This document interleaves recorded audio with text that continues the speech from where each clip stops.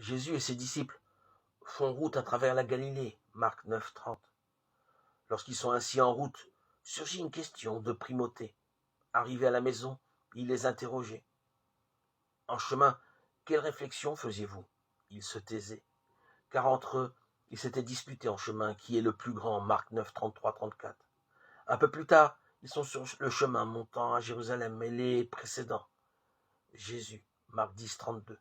Deux des quatre pécheurs que Jésus a appelés à entrer en chemin derrière lui formulent alors un souhait de prééminence. Maître, nous voulons que ce que nous te demandons, tu le fasses pour nous.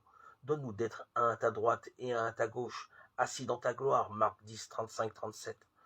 Dans l'un et l'autre cas, Jésus part de ce désir de glorification.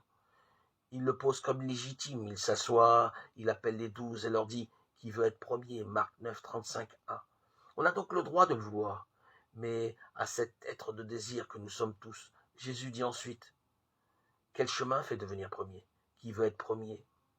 Et il est légitime, celui qui veut, qu'il soit de tous dernier et de tous serviteurs. Marc 9, 35.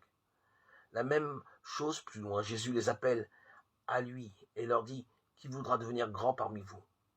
Et il est bon qu'il le veuille, sera votre serviteur, et qui voudra parmi vous être premier sera esclave de tous. Marc 10, 43, 44.